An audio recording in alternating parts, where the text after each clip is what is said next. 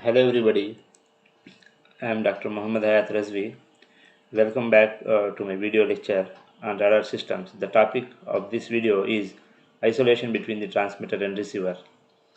The isolation between the transmitter and receiver can be achieved using the following 5 techniques. If the transmitter and receiver are not properly isolated, there is a chance of system breakdown or the damage to the system. So the first point is Doppler effect. Doppler effect separates the transmitted signal from the received signal, both having different frequencies. Using the filters, we can eliminate the leakage power which have the frequency of transmitted power which is F naught. If the same signal with same frequency like F naught receives, that can be eliminated using the filters. That is one concept.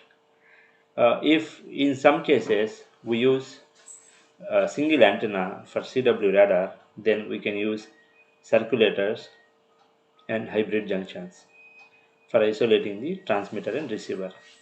We did the same thing in pulse radar using duplexer. So here we can do isolation between transmitter and receiver using these following techniques, using the 5 techniques. The fourth point is separate polarization. If you use both transmitter and receiver at separate polarization, then it gives lot of isolation between the transmitter and receiver. The last point is most of the cases single antenna usage cannot give very good isolation. So we normally go for having separate antennas for transmitter and receiver. If you see in detail, these are the points. The main importance is to protect the receiver from the transmitter leakage signal. Generally, separate antennas are used. If the same antenna is used, then the noise that accompanies the transmitter leakage will determine the amount of isolation required. If there is lot of noise, then it needs lot of isolation. If the noise is less, then we need not worry about the noise. Generally, in the open atmosphere, lot of noise will be there. For example, as pointed in second point here, for example, if a 10 milliwatt of leakage signal is appeared at the receiver for a proper isolation between the transmitter and receiver,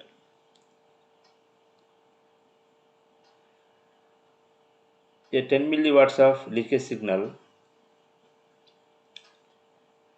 can be permissible if proper isolation is there. If not, the leakage signal power will be more than 10 milliwatt. It may reach to 5 watt, 6 watt, like that.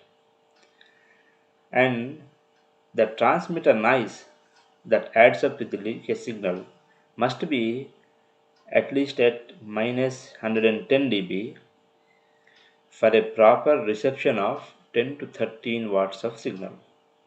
If a received signal is having 10 to 13 watts of power, then we can process the signal properly and we can have a comfortably very good result. So for a minimum of 10 to 13 watts of power to be received, so the receiver noise power must be at minus 110 dB.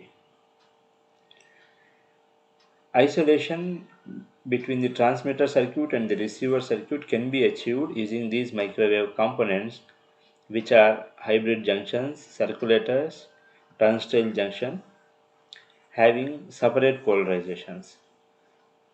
A separate polarization is like vertical polarized transmitter and horizontally polarized receiver. That is possible. Normally, we use magic T, rat race, or directional coupler for good isolation. In normal cases, these provide 60 dB of isolation, but in practical cases, most of the times they can provide 20 to 30 dB isolation only, which may not be sufficient. Therefore, hybrid junctions are applicable for short range radars. If it is a long range radar, ferrite isolation devices like turnstile junctions are also used for the short ranges. The long range isolations are obtained in CW trackers using separate antennas for transmission and reception. If you use two separate antennas, then you need not to worry about isolation between the transmitter and receiver. So, for a proper isolation, using separate antennas is a very good idea. Thank you.